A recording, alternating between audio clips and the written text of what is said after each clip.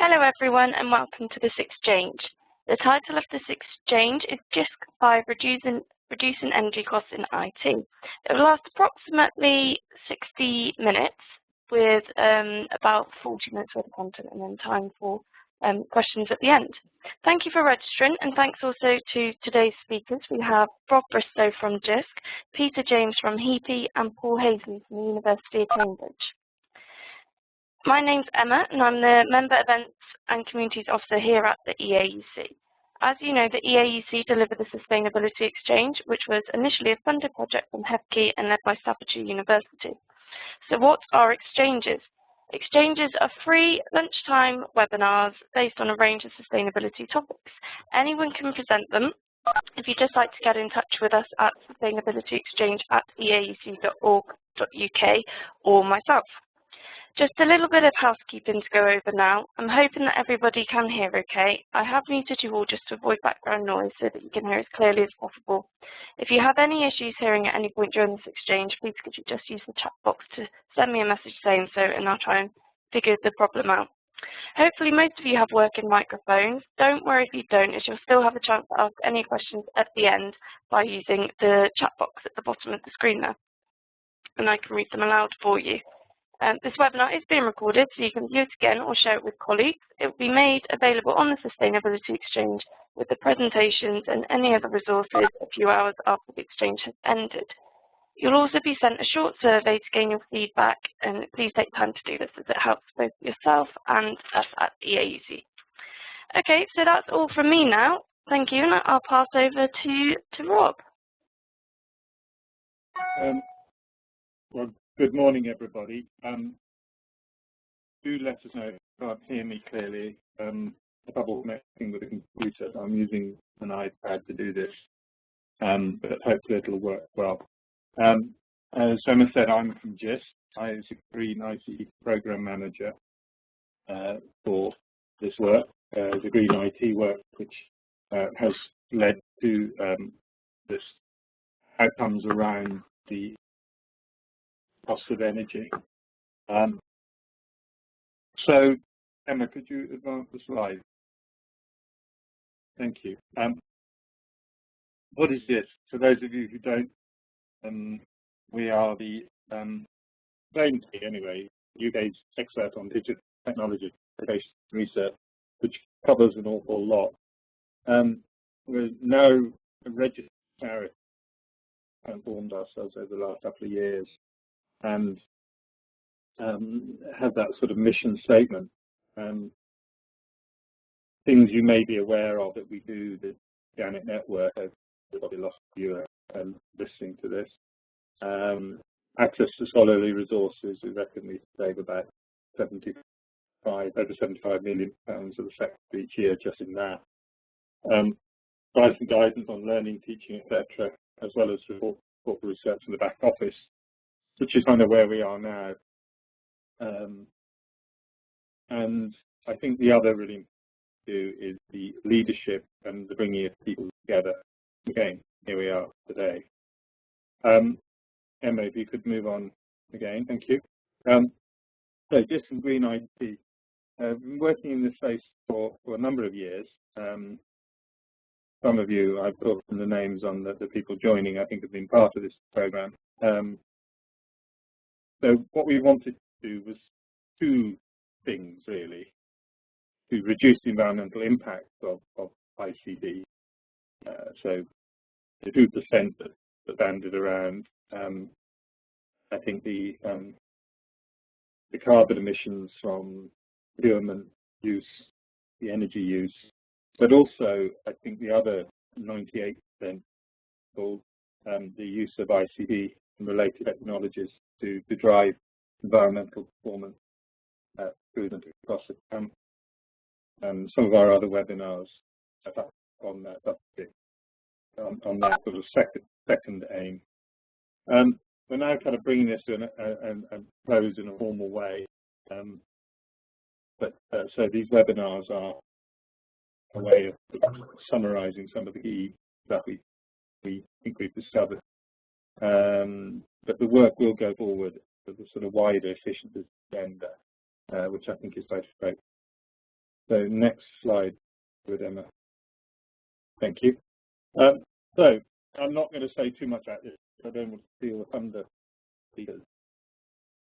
but essentially, this is the I think summarizes the problem quite well. The IT people use energy that somebody else pays, generally, not always, but often.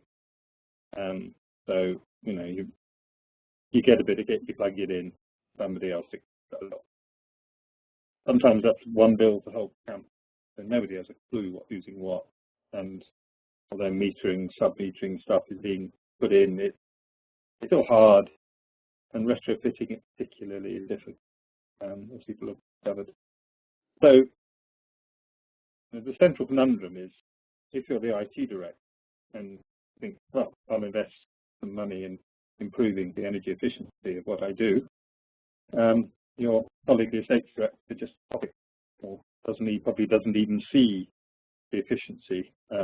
Probably just thinks, so the bill's not gone up quite as much as it did last month. So I think there are questions about where is it worth putting effort as well. Is it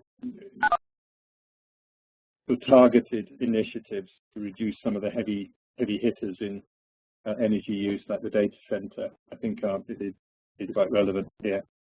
So we work with Forum for the Future and Society, and he to better understand these, I think, what to describe as knotty issues.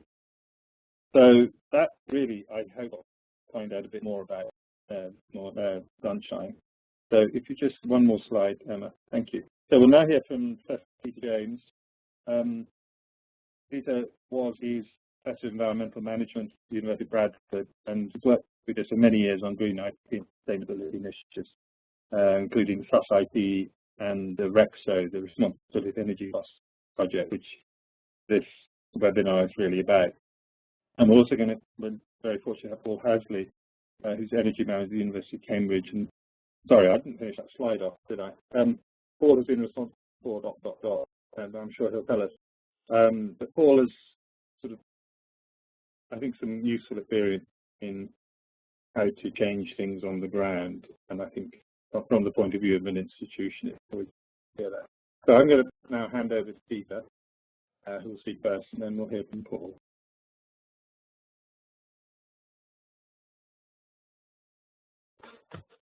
Well, hello everyone. I recognise a few of the names there, and apologies actually for the first one or two slides, which I'll skate over quickly because I know one or two of you will have seen them before. Just while I wait for the slide to come up, in addition to the projects that Rob mentioned, we also have another project currently called SITS, Costing IT Services, that's actually trying to bring together accountants and finance people with IT people to take some of this cost agenda forward. And we are actually still looking for partner universities to work with on that over the next few months. I see the Depts is on the call. We did have a chat with your IT people on Monday at the workshop we ran, although I don't think we're going to be coming to that. But certainly there's opportunities. Anyway, Rob explained about the project, so I'll just quickly move on. Now, Emma, I'm pressing the buttons on my computer that worked earlier, and the slides are not advancing. I don't know if you can help me there. There we are. Yeah, so just very quick background. We're talking about IT energy. We're tending to focus on the bills within universities, obviously.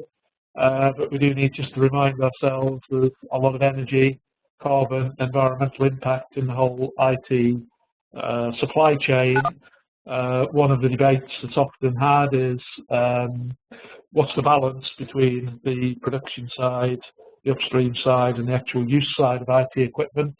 And it's very hard to get a handle on. It changes over time as production gets more efficient or use gets more efficient. So we said a rough working assumption is kind of 50-50, something like that. And that means even if you can't do anything about the upstream end, it still makes a lot of sense to work on the downstream end. We are making significant contribution to the problem.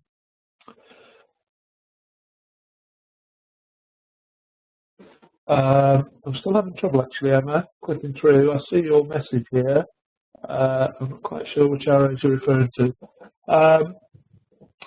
Okay, so again, just in terms of that whole supply chain perspective, sort of whole life perspective, we do just need to remind ourselves as well about the IT energy chain. By and large, most of the power in our computers and British universities is coming still from fossil fuels. So there's an awful lot lost in that production process. So the initial energy, about 65 units are lost in that. Then we have losses in transmission before it gets to the university. Then we have all the power infrastructure to take the power into the data centres, the cooling, etc. Then it gets to the actual servers. Generally speaking, the CPUs in those servers are not that well utilised. It's improving. There's still a lot of wastage. So actually, the end compute that we get out of the initial units of energy is just a very small fraction, maybe 2–3% of that initial energy that's going into the system. So there's lots of opportunities right through the chain, but we'll obviously focus on just the IT equipment here on in. If you could just move it on, Emma, please. And for those of you who don't know, we did produce quite a detailed kind of tool that allowed people to collect data on IT energy consumption. We got back results from, I think now, there's about 20 universities. There's a paper on our website that's got the data you can go and look at. And of course, it is important to know where the energy is going. Now, if we look at the next slide, on the University of Sheffield, this figure is a little bit out of date now, but this is about 4 years ago. And what they're obviously showing is that PCs out in the field are within the majority of Sheffield, but the back end, the HPC, the servers, the networks, etc., was actually slightly larger, and therefore a very important target. Now, my feeling is that even in the last 3 or 4 years, and certainly going forward, the user devices are getting a lot more efficient, and also, of course, more activity is being pushed onto the cloud and the internet, so that actually the relative proportion of the back end, and particularly data centres, is probably going up. But the bill at Sheffield is about £1 million a year. So moving on. If we take that data and we also kind of look at what's been happening, I think it's becoming ever clearer that in a way there's two markets when we're talking about energy costs. There's the kind of the end user market, people actually using IT equipment, and by and large it's clear that the actual energy usage, and particularly the cost of that energy usage for an individual user, is actually pretty small and relatively insignificant, and very few people are going to be strongly motivated by costs to do very much about that. As individuals, they may of course be motivated for other reasons, but cost isn't really going to be a significant driver. The universities, obviously, when you've got thousands of devices, that small, relatively small consumption does aggregate, and so we do have to pay attention to that. But essentially, I think in this area of users, what we're talking about is mass market mechanisms that we've got to get out to lots of people, change behaviour, etc. And by and large, that's going to be through purchasing more efficient devices, getting people to use them more efficiently, power down, etc., and trying to grapple with the proliferation of devices that we all have, which may be small individually, but if we have a lot of them, then obviously it mounts up. Now that contrasts, as Rob hinted, I think, with the IT side, the supplier side, where energy costs are very high, very concentrated, things like data centres, people are increasingly aware of them. And moreover, there's a very wide variety of improvement opportunities around, and indeed alternatives to conventional ways of doing things, like going out to the cloud or to shared services, etc. And so there, the issues are really very, very different. They're not about the kind of mass market mechanisms by and large and changing behaviour. They're about making costs visible to the right people. They're about assigning responsibilities for those costs. They're about giving people control to actually do things, to take those improvement opportunities, think about those alternatives, etc. So I think there we're talking much more about process type issues, management issues, etc., as the prelude to the actual concrete improvement mechanisms. And actually, I think that's where the big opportunities are over the next few years. So the next slide just indicates, I think, this point about hidden costs. This is actually a couple of years old now, it might change, but this is the monthly operating costs of Amazon Web Services, who are providing servers in their various data centers, like I think they've got one in Dublin, and increasingly, of course, they are starting to provide services to universities that are hosted on those servers. It might be HPC, it might be storage, etc. And you'll see there that energy is very significant, power 13%, but actually related activities of power distribution and cooling are actually 18%. So you take the total, that's 31% of those areas. Energy is only the tip of the iceberg in a way. There are those other costs. A lot of that is related to maintenance, depreciation, etc. But the point is that by and large, those costs, that 31% of costs, or whatever else it may be in a university, to provide that same service internally, won't be appearing within the IT budget. It's going to be in the States by and large, and therefore it won't be appearing quite often in business case calculations that are going on about data centers, for example. If you could advance it, please, Emma. And so what we really have, this is kind of Man City versus my local team, Stoke City, a very tilted playing field quite often when people are looking at different alternatives, because a lot of the costs and a lot of those costs happen to be linked to the environment and not actually visible. So a big part of our project is trying to make those costs visible. If we just move on, Emma. And you'll see here some figures that were presented at the workshop on Monday at the University of London Computing Centre on the actual cost of a rack in their data centre. Now, they would be the first to admit they're an old data centre, so it's not the most efficient. So they have very high overheads, including energy. A modern data centre would have different percentages here, but it illustrates the point that the total cost they're saying is 4693, as you see at the bottom. The power, total power consumption, is roughly a third of that. But there are also these other costs that need to be taken into account over and above energy, like space, management costs, depreciation, etc. So again, the key point is really, particularly if there's energy managers, ones getting involved and looking at business cases for the data center or data center refurb, or looking at going out to the cloud, it's really vital to understand these different cost factors and to begin to bring them into the equation and make people aware that they do need to be considered. Next slide, please, Emma. And I won't go into the detail of this, but it just illustrates the point that there's really an awful lot of stuff that can be done at all stages in the cycle, and of course, a lot of people, including some of those on the call, are starting to do it. But we did a case on the University of London Computing Centre, which does now pay all its own energy bills. It has an energy surcharge for users of its data centre being hosted there. If they take over the standard allowance, and as a consequence of that, as the case study shows, they have actually taken a number of measures in their data centre to improve its efficiency. So I think there's little doubt that if you can make IT aware of costs and to some degree responsible for costs, it will make a significant difference. Next slide, Emma, please.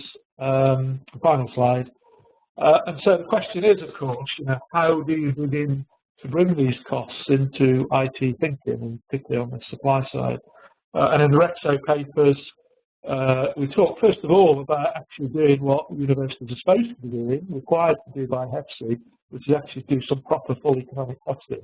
The problem with track and all these mechanisms we'll hear about is basically about staff time at a very abstract level and general space costs. They're not really getting down to the next level, which is what we need here. Maybe over time it will. And a lot of that actually comes down to quite nitty-gritty stuff, like, for example, how are expenditures being coded? That makes a lot of difference to being able to translate that back to services or to activities. How are we allocating costs across different activities, things like network costs, data center costs, etc. Because, quite often HPC case in point, they can be quite big drivers of energy costs, but they're not paying a commensurate part of the bills, and therefore little incentive to actually sometimes make the changes that are needed. These are not alternatives, but another mechanism is devolved budgets.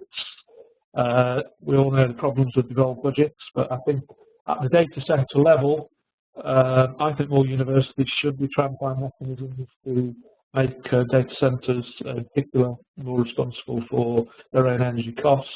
Then we have a kind of halfway house, which is these schemes, shared cost savings type schemes that say, well, if you manage to reduce your energy consumption, we can give you a bit back of those savings.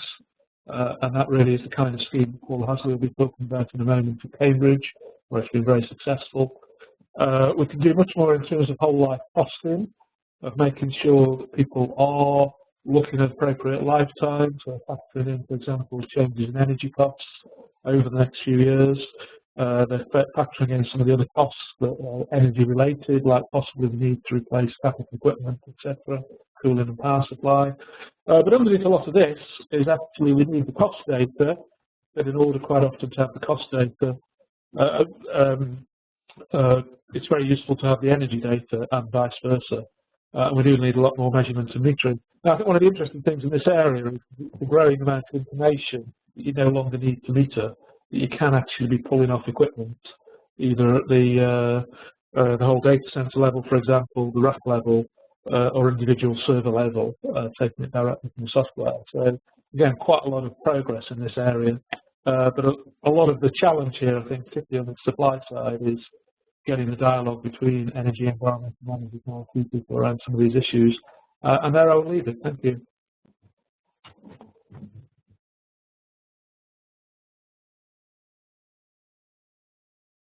Thank you, Peter. Now pass over to Paul Hasley from the University of Cambridge. Good afternoon. Thank you for inviting me to speak this afternoon. Yes, my name is Paul Hasley. I'm the Energy Manager at the University of Cambridge. I've been working to save energy in that institution for about the last 10 years, and hopefully you can all hear me perfectly well.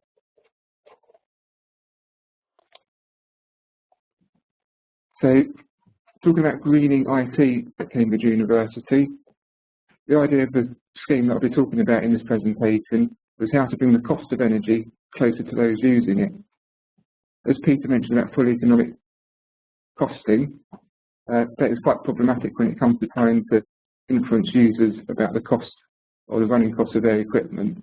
I'm not sure if the acronyms FEC, TRAC or RAM mean anything to people in the audience, but we use them here at Cambridge and they're not at all useful for promoting energy efficiency. So the idea was to give IT managers and other people in departments some incentive for using the energy in their buildings more efficiently. The overall effect has been to largely decouple the growth in IT usage from the associated carbon emissions.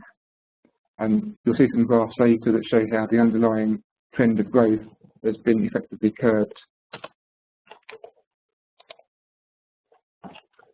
So here's just an introduction to the University of Cambridge. This is a picture which probably is how many people might, in the sort of picture that springs to mind when most people think of the University of Cambridge.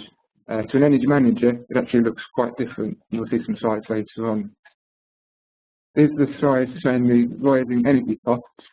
It only got to 2008 because that was the year that the electricity incentivization scheme was introduced. And you can see from that graph that energy costs more or less quadrupling within a fairly short time frame was enough to concentrate the minds of fairly senior decision makers within the university, and they felt the need to take some effective action just to try and get some control of those rising costs.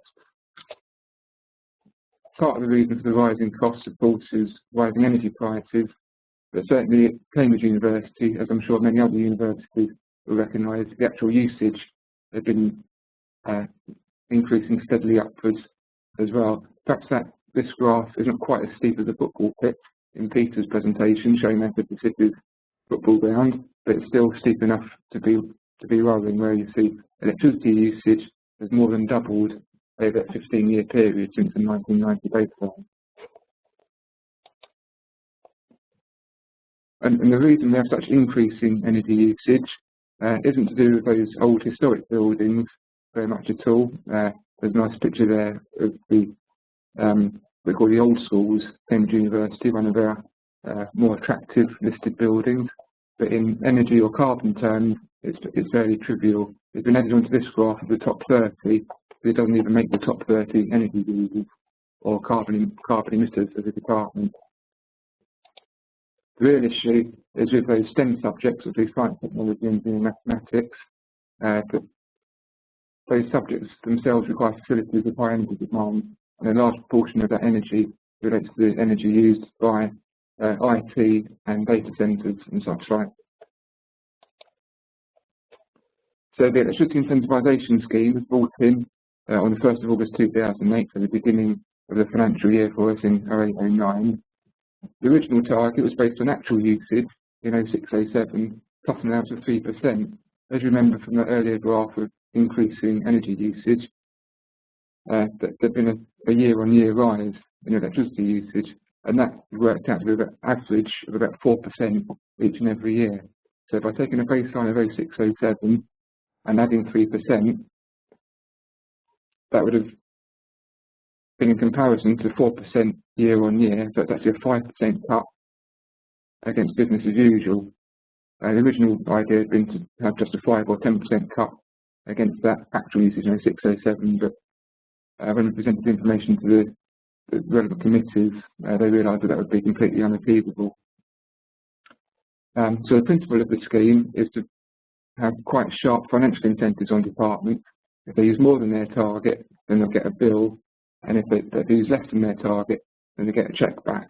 And it's actual real money. It's not just the wooden dollars that you tend to get in full economic costing, I think.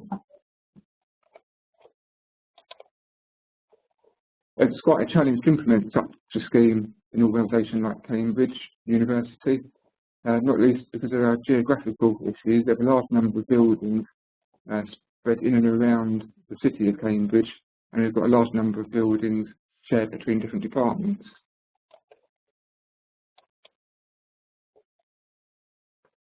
But we did have a good starting position in the sense that there's extensive sub-metering across the estate, so we were already able to measure the usage per building, and we've been doing that since about the year 2000.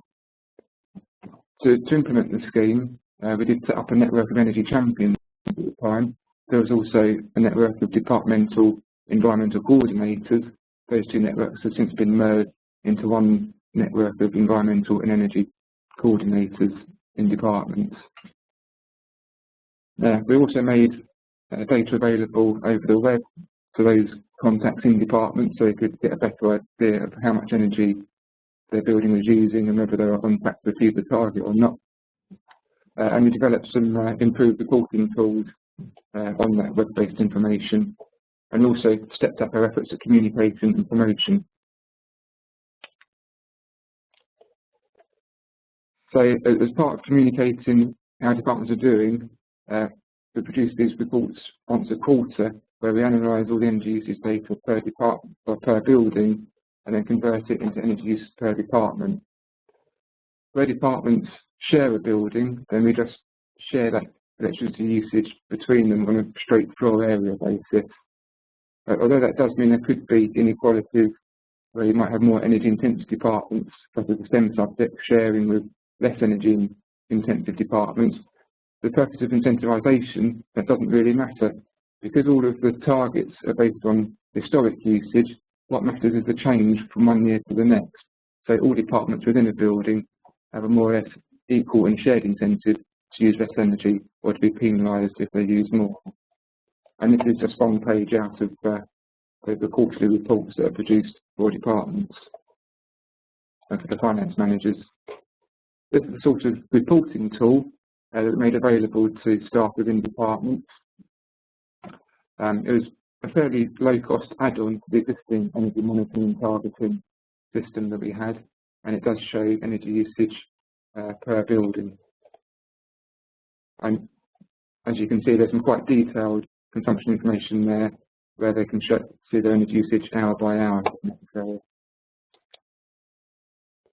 In some of our larger departments and buildings, the big energy using ones, we've made some investment from central funds and given them what's described here, the trademark name, Workplace Footprint Tracker. It's basically a sub-metering system, web-based again, with extensive sub-metering within a building, so that departments can understand exactly where the energy is being used, within their department or within their building, and they can see that information more or less in real time. This was a screenshot that I took from the system just this morning. And there are various tools and bits and pieces that go with that software. You can produce league tables, and in another department, they produced a competition to see which lab could save the most energy. So the overall effect of the incentivisation scheme was, as I say, has been to more or less flatten the historic level of growth year on year. In 0809, that target, as I say, originally had a smaller amount of growth from 0607.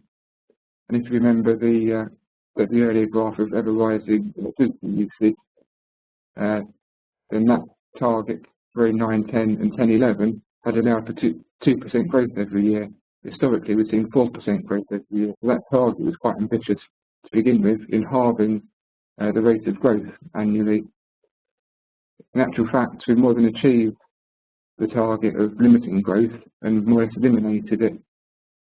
As you see from the actuals in those sort of red burgundy coloured graph, electricity usage has remained more or less static at around that sort of 111 megawatt hour level. There was a dip down in 1112, and that was to do with the major facilities being taken offline in our clinical school. I would just say that that scale is actually wrong. It should be gigawatt hours, by the way, not megawatt hours. Apologise for that. So a couple of interesting case studies on how departments responded to this scheme. In the Department of Engineering, in the first year, they actually fined £35,000. That got some of the people in the department, well, it's sufficient to get them thinking about what they could do to save energy and reduce that level of fine, if not convert it into a refund. They're also acutely aware that they had some increasing IT demands. There was a server room which is expecting to expand capacity, and they needed, they'd already had some funding set aside to increase the amount of cooling provided. But bearing in mind that the department is going to be acutely affected by the energy cost of any new or expanded system, they started looking at alternative methods of how that cooling could be provided. What they opted for in the end, based on a lot of advice and discussion with the state management, was an evaporatively cooled system. This is just a schematic showing roughly what happens. The outside air is drawn in, runs over the eco-cooling units if necessary, and then it's applied into the cold aisle of the server room. It gets exhausted out into the hot aisle, and then gets extracted out and is pumped out through the roof. Most of the year, like at this time of the year, the outside temperature is perfectly adequate to provide enough cooling for the server room, and all we need to do is run the fans gently to bring that outside air in. And when it gets particularly cold, we actually need to temper it and bring back some of the hot aisle air to help temper that cold aisle that's being supplied. During the peak summer conditions, then we'll be applying the evaporative effect, and that means adding some water into those eco-cooling units.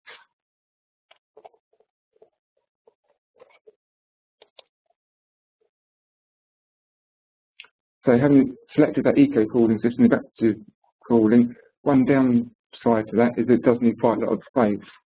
Where those actual eco-cooling units go was previously occupied by several desks with a couple of research assistants sitting at them.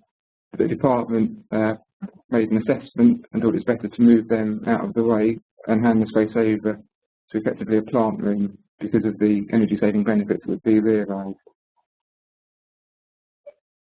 There's also been another initiative to separately meter each of the racks with the intention of trying to pass the costs on to individual research groups.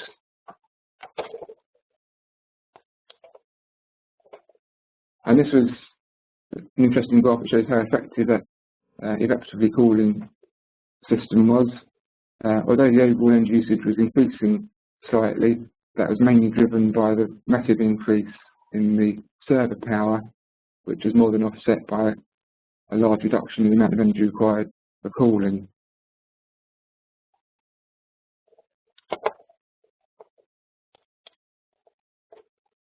There's another case study, again relating to IT energy savings.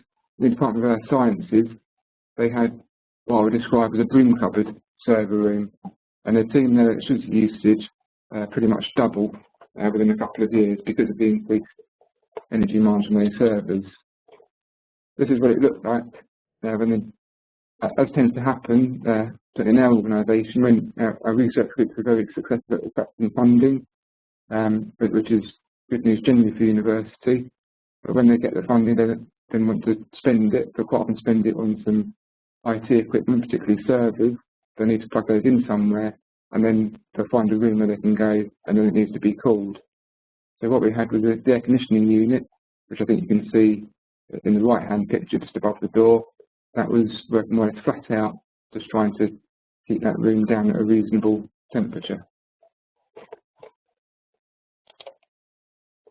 What we replaced that with was just basically a free cooling or fresh air-based system. We draw air in from outside, filter it, and then flow it into a cold aisle. The hot and cold aisles are separated by a fairly low-tech solution, this butcher's curtain, to keep the hot and the cold separate. And then the hot air is exhausted out, literally blown out through the window to the outside. We have retained the air conditioning units which were in there previously, and they're controlled by a thermostat. So that this gives comfort to the IT management department that in particularly hot times of the year, if necessary, they can revert to the traditional refrigerant-based cooling of the system. So there is some discussion and debate about exactly what constitutes very hot or what is too hot for the server equipment. And this is the effect of switching from refrigerant-based cooling system to largely fresh air-based cooling. There's a 26% energy saving in that building. So from the electricity incentivization scheme generally, we've learned some important lessons. Overall, there's been a net benefit in terms of the general growth in electricity usage of the university being more or less flattened. Having that financial incentive has helped support the culture change initiative that we've been putting forward with separately. There's an interesting thing about the psychology of targets. We did find some senior decision makers in the department, heads of department, finance managers, who are more concerned about the fact that some parts of their department or some buildings in their department were over target, even though there might possibly be bigger savings to be had by increasing the amount of savings on those that are under target. There's something to be learned from that. And it's also been noted that the CES, although overall has been very positive, it has been quite patchy. So in departments where there's already existing good behaviour, you might say that they were quite already aware of energy issues, that good behaviour has been reinforced. They've been given more funding back through the incentivization scheme to help do more energy saving initiatives like buying more efficient fridges, for example. However, where we think the scheme has been slightly less successful is in actually prompting changes in behaviour, where departments have been using an excess amount of electricity. There's maybe not been quite a sharp enough incentive to get them to change what they're doing. In particular, the university is investing a whopping £20 million in a brand new state-of-the-art data centre. This is designed with a PUE of 1.2, which we hope will be achieved in practice. And we compare that to a typical broom cupboard type server room. We know the PUE in a lot of those is somewhere about 2.0 or higher. Now, we also know there's significant savings to be had from the equipment refresh, just from Moore's law, or whatever you might like to call it. We know that the efficiency of the equipment that's available does become greater over time. And if you've got something that's I think with high performance computing that's quoted that anything over about 6 years old, it can actually be cost effective just from the energy savings to replace that with something brand new. So overall, if you've got a new data centre efficiently cooled and you're putting in more efficient kit, that sounds like a proverbial no-brainer. The only downside is who's actually going to pay for that new equipment. And the university is having some angst at the moment about whether that could be centrally funded in some way, or whether there's sufficient incentives on departments to use their own funds. There's also a question about whether there's any other barriers to this data centre being used, particularly individual IT managers. They're very used to having the equipment where they can see it, where they can go and cuddle it, I think, if they want to, where they can get access to it without getting wet when it rains. So having all the equipment moved to some relatively remote location, it's still within Cambridge, but it would be a cycle ride away at least. So we'll see how much take-up there is from the department once it takes place in the data centre. And the way that informs the future development of the incentivisation scheme, there'll be considerations whether we need what we might call sharper sticks and bigger carrots, so whether it increase the value of the savings and the fines applied to departments, or maybe we just need what we might call louder tambourines, whether we need to step up our efforts at communication and engagement with the activists in the department and try to connect them with the financial side within their own department, so they can see the financial benefits of any energy savings they're making. And there's also an idea, as in the Department of Engineering, that it might be a good idea to bring the cost of energy even closer to the end users, which I mean, I'm talking about principal investigators or individual research groups, so that they have more of an incentive themselves to be efficient in use of energy and not just rely on the department trying to influence them. Okay, so that concludes our presentation. Happy now to hand over and take any questions. Brilliant. Thank you, Paul, and thank you, Peter, previously to that. Rob, I've just unmuted you. I'm not sure whether you wanted to. Oh, sorry. Yeah, thanks, Paul and Peter. That's a both really interesting presentation. Talk about sharper stick. It's interesting you obviously use sharp end of stick rather than it sort of length people with. But in that sort of talking about that, how to incentivise the thick end of the equation, how far up the sort of senior management chain is this kind of owned and endorsed? And have you ever had to sort of wheel out the big guns to say to people, well, if you won't do it because I ask you nicely, will you do it when so-and-so comes and shouts at you? Not the people that Cambridge ever shouted at each other, sure.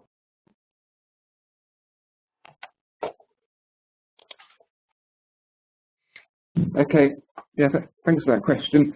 Yeah, when the scheme was introduced, it was actually more or less the brainchild of a Pro-Vice Chancellor, the Pro-VC at the time, for planning resources. As I say, he was motivated very much by trying to contain those ever-rising energy costs. And it's interesting, because all our Pro-VCs have a limited tenure, he actually chose to implement this scheme in his very last year in that position. So I think that helped him give him the courage to push forward with something like this. At the time, it was seen something quite radical, that the idea was departments having to pay for energy, not just having free access to energy like it was magic fairy dust that comes out of the wall. But it's interesting that it was able to push it through, and it was adopted by a senior committee within the university. And I think they recognised that the only, well, not perhaps the only way, but the best way of trying to contain that ever-rising energy usage was by making the people more accountable for the cost of that energy. Indeed, I think that's really useful to hear. I was also I'd heard about these mythical butchers there separating hot cold oil, but I was very pleased to actually see them in operation, and I think it shows what you did with that data center shows that you don't have to spend vast amounts of money that actually, if you're imaginative about your engineering solutions, you can actually make real difference. So I think that's quite a heartening thing to see. And I guess the secret is to stop people going off and buying it figures and stuff. But that's another story, maybe.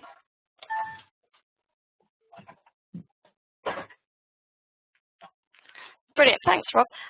Just wondering if anybody else has any questions. If you'd just like to let me know in the chat box, and I can either ask them aloud for you, or I can unmute you, and you can ask them yourself. I was just wondering myself, actually, a question for you, Paul, whether there are any other initiatives that have helped save IT energy at the University of Cambridge, whether this is just the one that you've explained. No, we're doing an awful lot to try and manage our carbon emissions, to achieve those carbon reduction targets that SEFCI have asked universities to buy into. Particularly in relation to IT, a lot of departments have implemented automatic power management on their PC and on their own networks, so the computers actually go to sleep automatically. We've helped some departments upgrade their PCs, or say upgrade, it's a downgrade, replacing energy-hungry PC boxes, desktop PCs, with low-power net-top type computers, preferably ones that are diskless, as they have very low power. And in that case, it's really horses for courses. So in our arts and humanities buildings, where they just need access to the library, they just need like a dumb terminal for accessing the library catalogue, then they're perfect for that, and they've got less energy. We've also supported other work on server virtualization and server rationalization. So we've got the Salix Fund. I've been running that for a number of years now. That's helped with those equipment type projects. They can realise savings, as I say, from equipment refresh, replacing old, perhaps not redundant equipment, but old inefficient equipment with new equipment that's that much more efficient.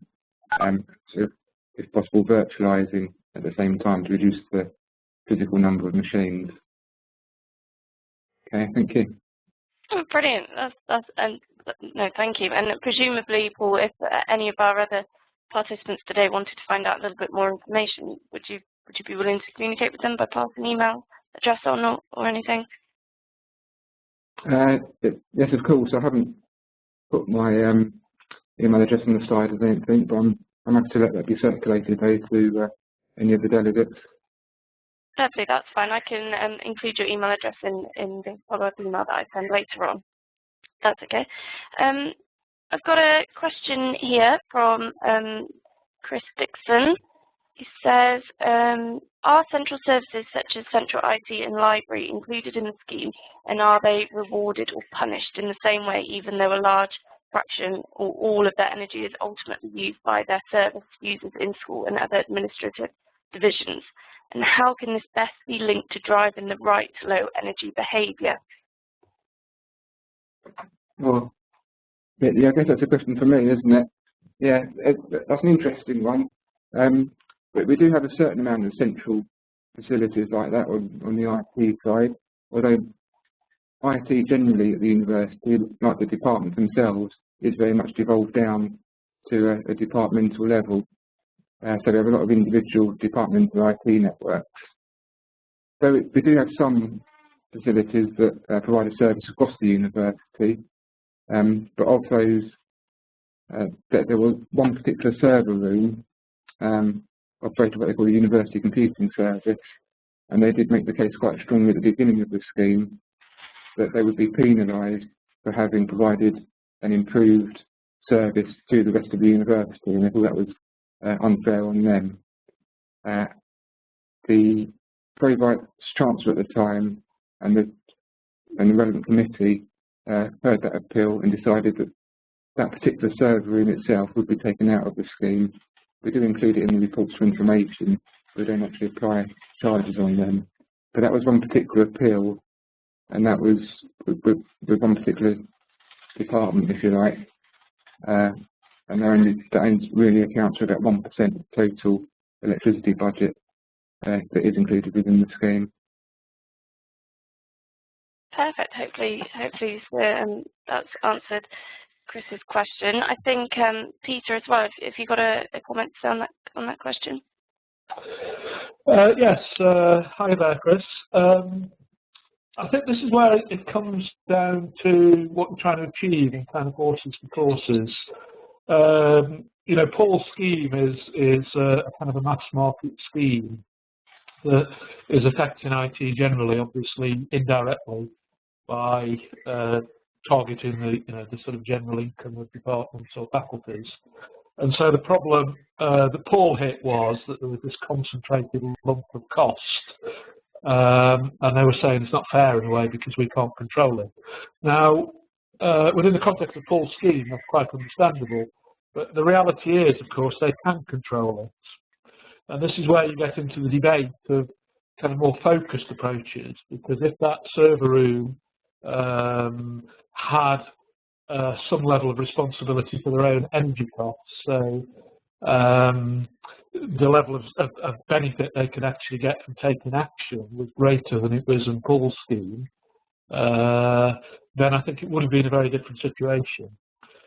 So by and large, these kind of general schemes, I think, are not going to be that effective in hitting big concentrated sources of demand, of energy demand, as Paul has found.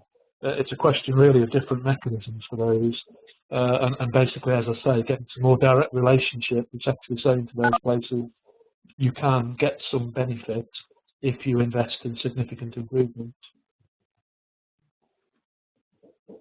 Brilliant. Thank you, Peter. Thank you for adding to that. I've had another question come in here from Wendy. She says, IT growth is not often within the IT department's control. Staff growth or changes to the business systems or processes are underlying causes. Are there any initiatives showing how life costs of systems or business case or ROI approaches change the way the businesses looks at IT?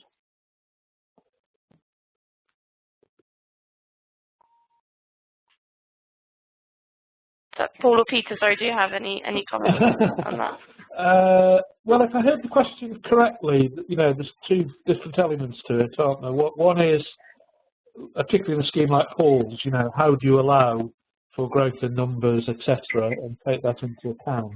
And the answer to that at the end of the day is that you have to normalise, be it to, you know, per FTE, per square metre of floor space, or whatever else it might be, you know, so that you're looking at the actual efficiency rather than the effective increase in numbers. And we are working with some bodies, for example, that are looking at things like IT costs for different faculties per student as a way of beginning to get into what they're actually providing in each faculty. Yeah, the other questions on ROI and kind of whole life costing and understanding. You know, if you bring all those into play, do you begin to get different investment decisions? Yeah, and I think the answer there is yes, you do. The people that you have to persuade at the end of the day is the finance people. You know, they will always say, well, you know, can we believe these numbers? They're very funny numbers, etc. Quite often. But if most of the cost is actually real cost that has been incurred somewhere within the organisation, and one is simply pointing out that these costs are going to be borne, I think some of the senior managers do begin to take that on board, and it does lead to better decision making. Thank you, Peter. Yeah, if I can also add as well, I mean, it does sound a bit like a plea for mercy from the IT departments, similar to the one that I mentioned at the university. And as part of their plea, they did claim that they'd done pretty much everything that was physically possible by way of virtualising the equipment.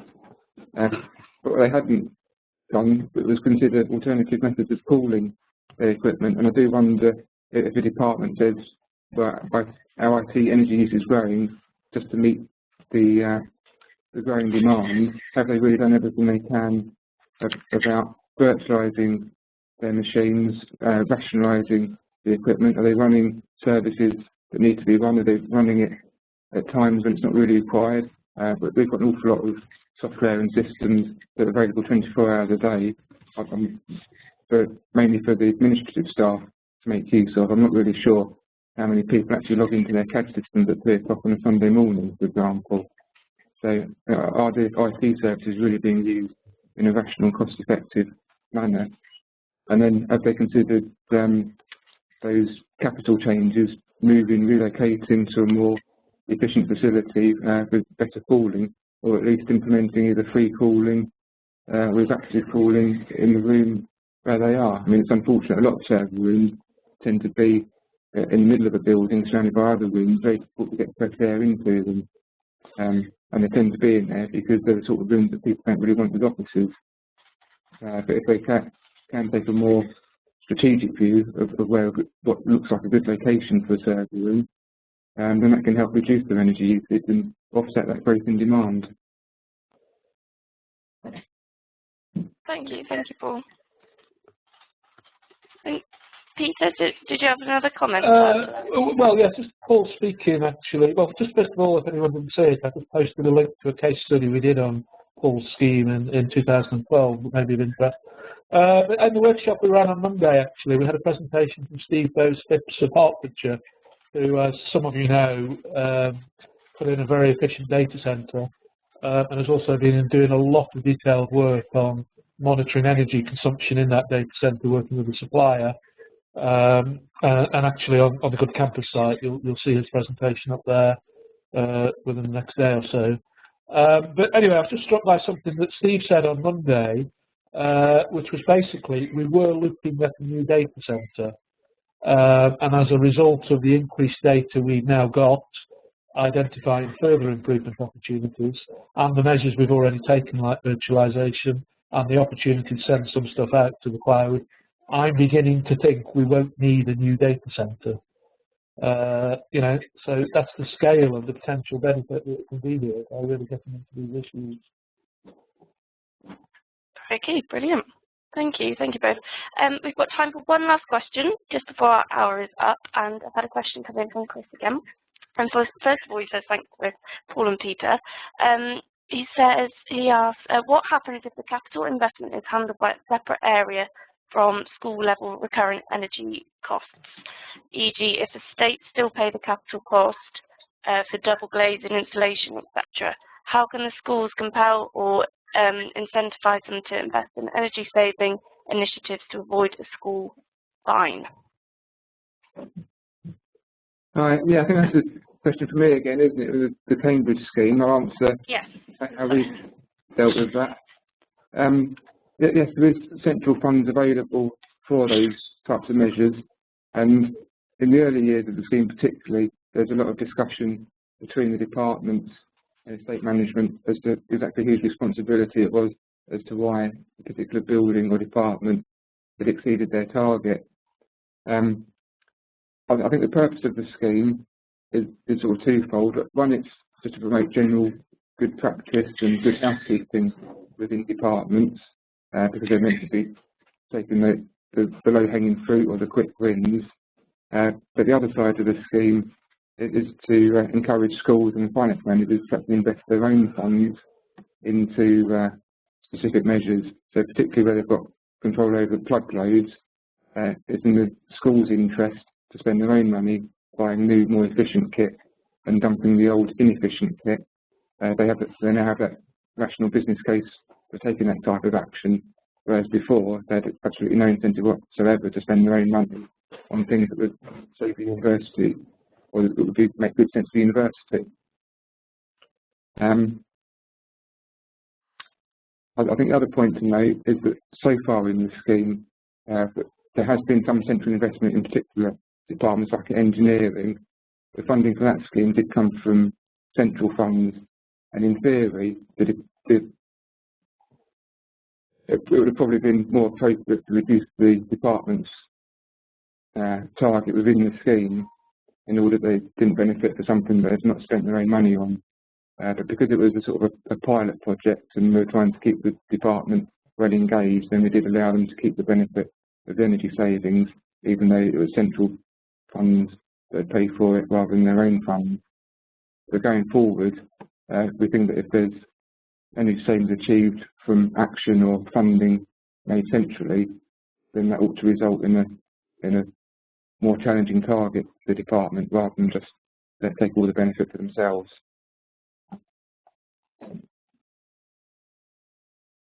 Brilliant, thank you. Thank you to both of you for answering these questions. Unfortunately, we have now run out of time, but I'm sure our speakers, both Paul and Peter and Rob, in fact, will be happy to ask any questions after the webinar, and we'll see how we can facilitate that by passing on email addresses and things like that. But thank you very much to everyone for spending the time today to attend this webinar, and a special thanks to our speakers. As I mentioned earlier, this webinar is recorded, so it will be made available on the Sustainability Exchange later on today. I'll send you all a link and you can pass it out to friends or colleagues or whoever may be interested. Thank you, everyone, and that'll end it today. Thank you. Thank you very much.